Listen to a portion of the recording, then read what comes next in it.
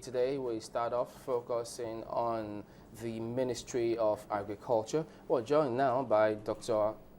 Akinwunmi Adeshina, who is the Minister of Agriculture and Rural Development. I had to double check that. Yes. Morning. Thank you for Morning. Good to be here with you. I was looking at Ministry of Agriculture and Rural Development, and I thought to myself, what's happening to the rural development bit? Quite a lot is happening to rural development bit. You know, the key is that if you look in rural space, it's agriculture that is the main source of livelihoods there. And so when you change agriculture, you actually change everything about rural space. You change in terms of the amount of food they produce, you change the market development for them, you change rural infrastructure part for them, you improve access of rural people to finance, and in particular, you also improve the organizational skills of those in the rural areas to have some collective action in accessing market, accessing finance, and also even advocating for things in fact on rural development. So quite a lot is going on with regard to rural development. We have a program that's called Roofing, Rural Financial Initiative, which actually provides access to finance to microfinance institutions, microfinance banks in rural areas. We do quite a lot in terms of having things like boreholes and stuff like that that are very important for those in rural areas. We invest quite a lot on rural roads. As you know, evacuating produce is often a major problem in rural areas, so we do quite a lot in that space. And working with Ministry of Water Resources, we do quite a lot also in small scale art dams and stuff like that that allows people to produce things in food in the off season. So quite a lot is going on in that particular space as well. How are you working with the states on this? Oh, extremely well. You know, I mean, I'm just coming in from Ekiti State, got in yesterday night, where I went to launch some of our activities there, on cassava, and the thing is that the new federal government policy on agriculture, we don't have land in the federal government. Apart from FCT, the states are the ones that have the land. And so when Mr. President said we should launch this agricultural transformation agenda, it was very clear we had to work very closely with the states. So I'm delighted, for example, if you take the case of rice, for example, when we started, the dry season farming policy that the President launched, there were 10 states participating when we started this in 2012. Today we have 23 states participating in that. If you take a look at what happened with the wet season rice, 29 states were participating in the rice transformation agenda. Today, 36 states, including FCT, is participating. So whether it is rice, whether it is cassava, whether it is cotton, whether it's oil palm, you name it, every single thing we do very closely with the state. And I also have, as part of our organizational transformation in the Ministry of Agriculture, we have actually decentralized the ministry. So we have today all over the country, we have 36 plus 1. Of course, that's FCT, right? We have regional directors in 6 of the geopolitical zones. We have directors in each of the states. So we are able to plan very well with the state governments. We are able to have a lot of co-financing from the state governments. We are able to monitor and evaluate how things are going because we have a presence on the ground. Because you can't plan from 50,000 feet above sea level. You've got to be on ground, and that's why I made a decision that we had to really decentralize. And I think it's really helping us tremendously. And I must really give kudos to the state because there is no state that we are not working actively with. Obviously, the governments of various states are excited about agriculture because that's what everybody has, and we've got to make sure that every single state of the Federation is exploiting and optimizing huge amount of agricultural potentials that we have. We've got to unlock that all over the country. And in fairness to you, I mean, we've been round a number of states too. When you ask them about their cooperation in terms of what they're doing with the federal government, they do say that they have been in touch with the Ministry of Agriculture, and they say that they have a very good working relationship with your own ministry.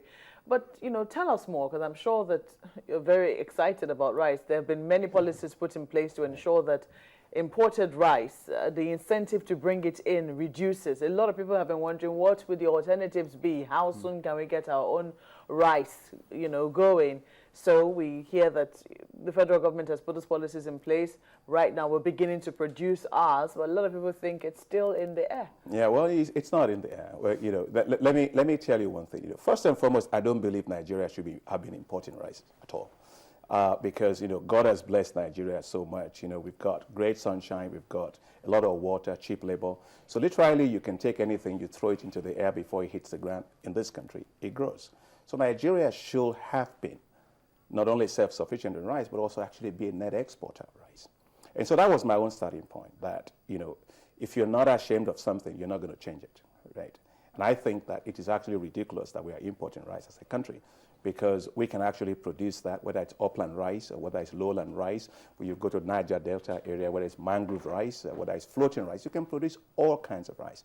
And so the president made the decision, and I think it's a very smart decision, that we need to be self-sufficient in rice. And we set that rice transformation agenda up as part of Mr. President's agricultural transformation agenda. Now, it's like building a house, right? You may want to live in a skyscraper, but you can't live there the same day you envisioned it. There are many things you've got to do.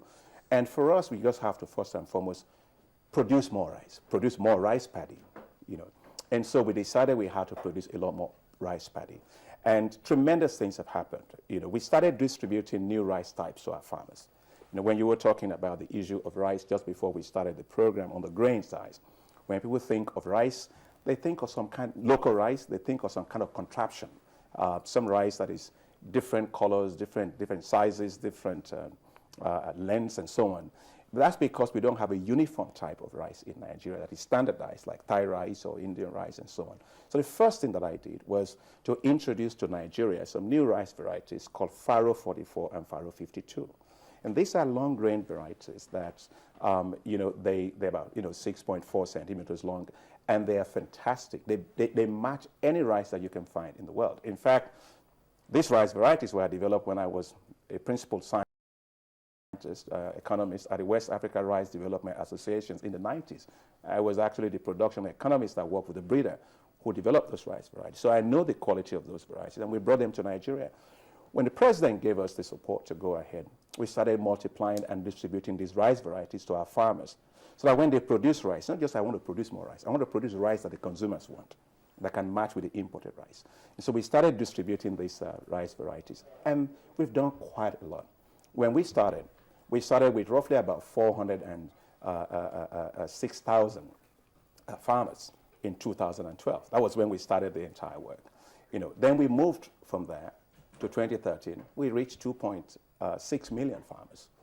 And we moved to 2014, we have added another 3 million farmers, and we're going to do 4 million farmers. Growing this particular type of rice. Yeah, growing exactly that rice. Today, if you are in the wet season in Nigeria, we've replaced that. 50% of the farmers that are growing rice in the wet season have shifted to these new rice varieties, long grain varieties. And in the dry season, the president gave us funds to be able to do it. It's the first time in the country we are doing dry season, so we can produce in the wet season and the dry season. Today, 100% of all those growing rice, in the dry season have shifted to this variety. So that was the first thing we had to do. And the millers are running after these new rice varieties. In fact, when the president was in Olam, the farm manager showed him the various rice types, and he showed this from India, this from Nigeria, and he said the one from Nigeria beats the one from India. And that's the kind of rice that we are given today. Second thing that we had to do was we had to expand cultivated area very quickly. So when the demand rose, in the last 3 years, we expanded cultivated areas on this new rice by 2 million hectares, And our total production of rice, paddy rice, which is the one that you get from the farm, is 7 million metric tons since we started in 2012. So very rapid growth in terms of we're closing the production gap that I mentioned to you. We're closing also the quality gap, which is this new rice type that we're having. And also now we are now beginning to close the milling gap. If you take a look at some of the rice, I wish there's a way in which I could show it. This is some of the, you have it actually there. Maybe you can actually show it since you have it over there. And so that folks can actually see the new rice types that people are talking about.